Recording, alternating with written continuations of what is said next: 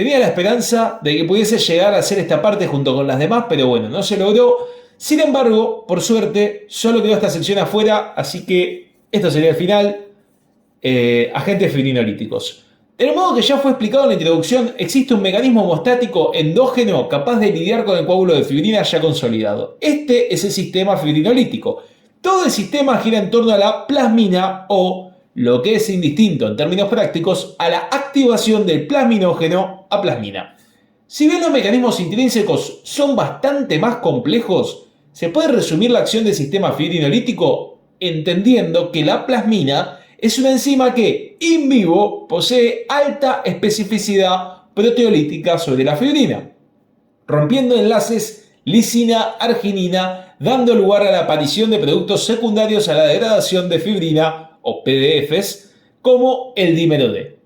También hay que recordar que, en condiciones fisiológicas, este sistema siempre se activa junto con la coagulación, intentando limitar de forma natural el proceso hemostático. Por lo que es lógico entender que habrá sustancias contrarreguladoras como las antiplasminas que en condiciones normales se encargarán de neutralizar a la plasmina, pero que en términos farmacológicos carecen de mayor relevancia. Vamos a arrancar entonces con la streptokinasa, la cual es una proteína sintetizada y secretada por varias cepas de estreptococos hemolíticos.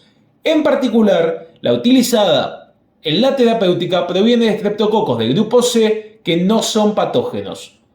No es capaz de activar de forma directa el plasminógeno, sino que lo hace formando un complejo con él, por lo que se dice que es un activador indirecto.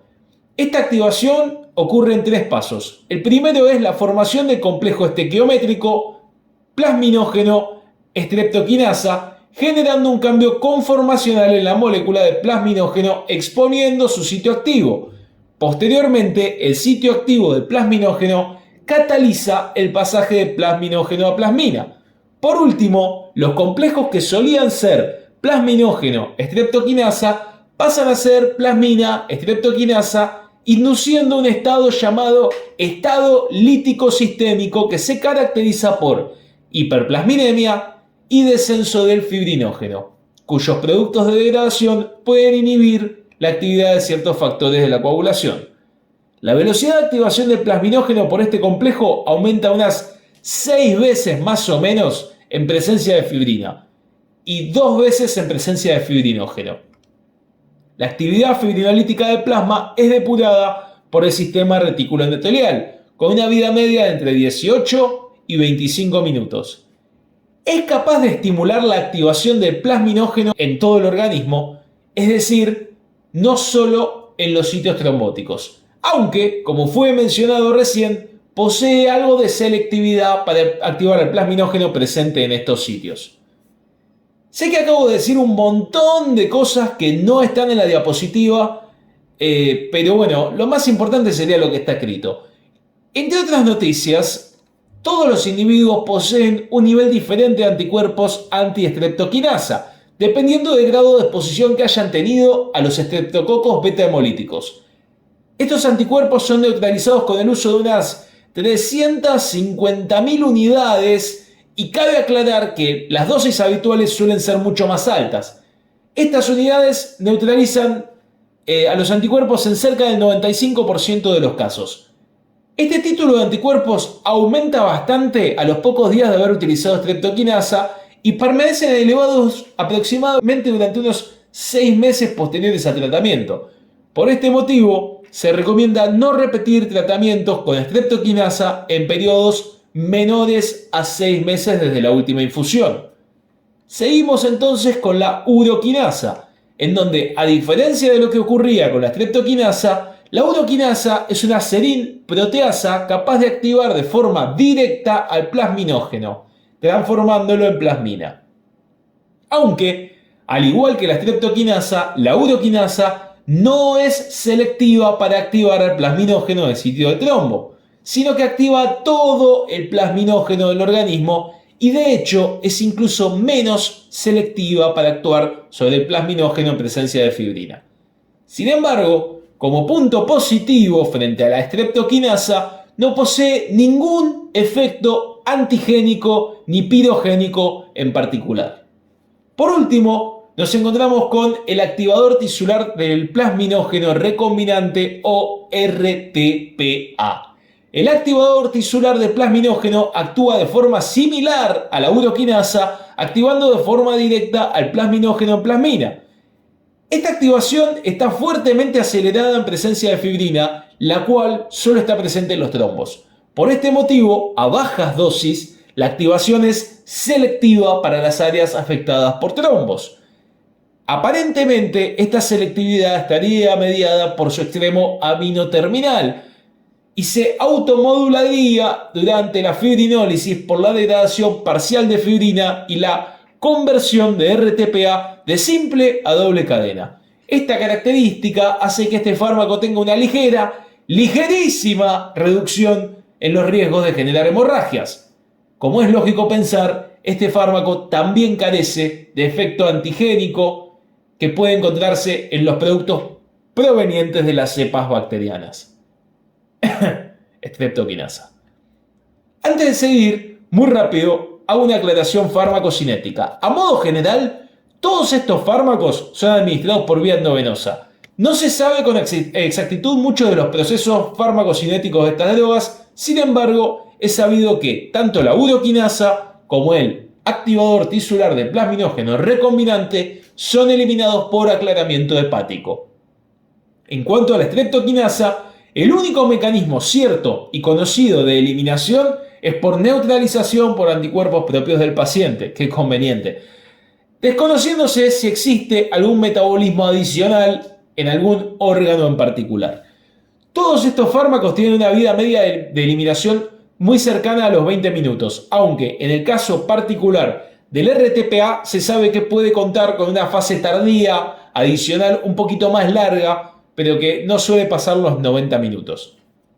Asimismo, una brevísima charla sobre indicaciones, podemos decir que la primera sería el infarto agudo de miocardio en aquellos eventos que cursen con menos de 2 horas de inicio de síntomas, con elevación del segmento ST y en los que no pueda asegurarse un tratamiento por intervención percutánea en tiempo y forma. Como regla general se toma periodo de ventana de 2 horas desde la consulta hasta la posible intervención, recordando que la intervención percutánea requiere personal capacitado, insumos específicos, etc.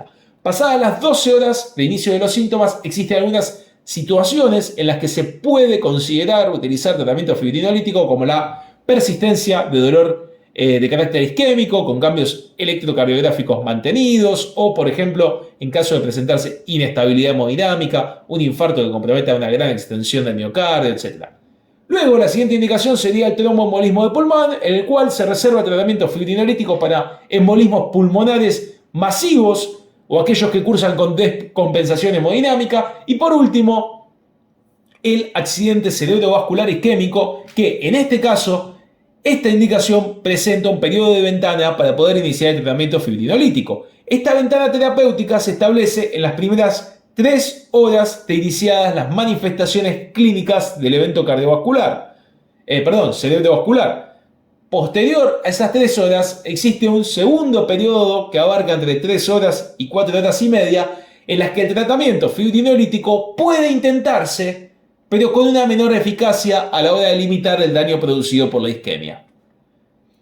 Seguimos entonces con los efectos adversos, siendo que la mayoría que pueden encontrarse con estos fármacos van a ser naturalmente reacciones de tipo hemorrágico, pueden haber leves sangrados gastrointestinales, urinarios, pero, por supuesto, lo más importante van a ser las grandes hemorragias, incluyendo sangrados en el sistema nervioso central. Las reacciones de hipersensibilidad también pueden hacerse presentes, aunque estas son mucho más frecuentes con el uso de streptokinasa, y más aún si es la segunda vez que se le da al mismo paciente. Y estas reacciones pueden expresarse desde una leve urticaria hasta una anafilaxia con compromiso respiratorio. Además, en caso de utilizarse para el tratamiento de un infarto agudo de miocardio, existe la posibilidad de que se produzcan arritmias posteriores a la reperfusión del territorio dañado. Ese sería otro efecto adverso específico de esa indicación. Ahora sí, vamos con el plato fuerte, las contraindicaciones, que en general las contraindicaciones es algo que no se suele dar mucha bola a la mayoría de los fármacos a la hora de evaluarlos. Sin embargo, los fibrinolíticos sí, es algo que se pregunta en el examen. Hay absolutas, como por ejemplo sospecha clínica de disección aórtica, sangrado intracraneal previo, sangrado activo o diatesis hemorrágica, excluyendo al sangrado menstrual, haber sufrido un accidente cerebrovascular isquémico en los últimos 3 meses, presencia de neoplasia maligna intracraneana conocida o traumatismo no penetrante craneoencefálico o en el macizo facial grave en los últimos 3 meses.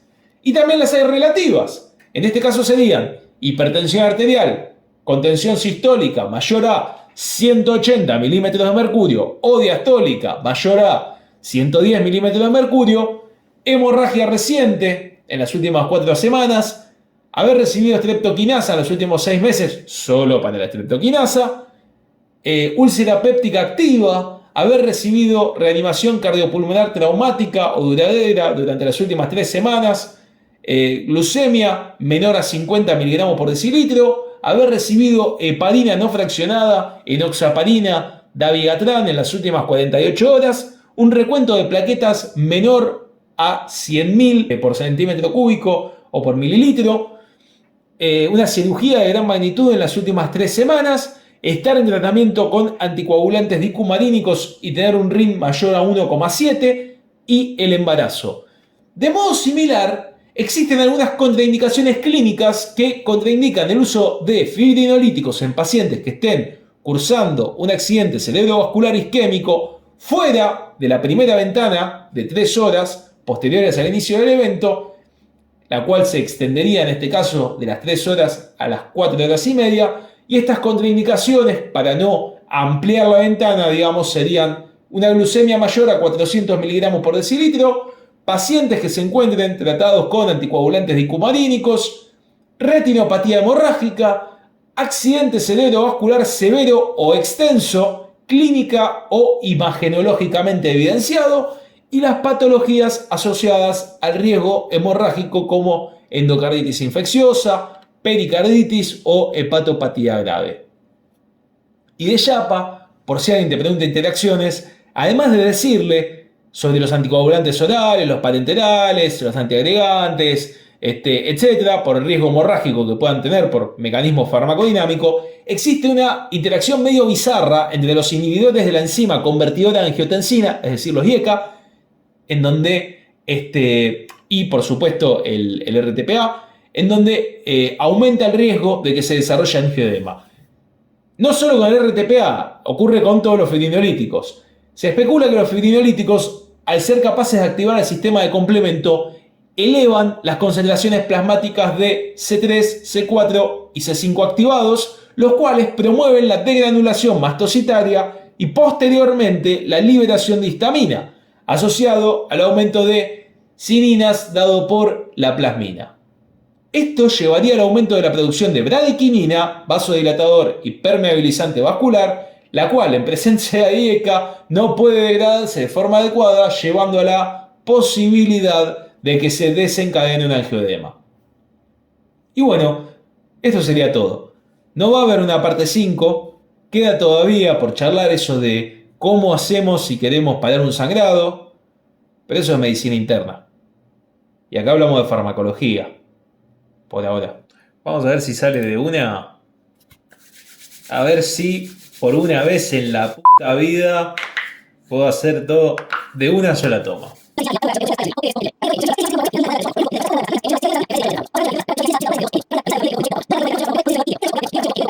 No solo en los sitios trombóticos, posee algo de actividad para activar el plasminógeno presente en los sitios de trombosis. Esta parte no se entendió una poronga, así que voy a tener que empezar de nuevo de cero, porque soy un cornudo.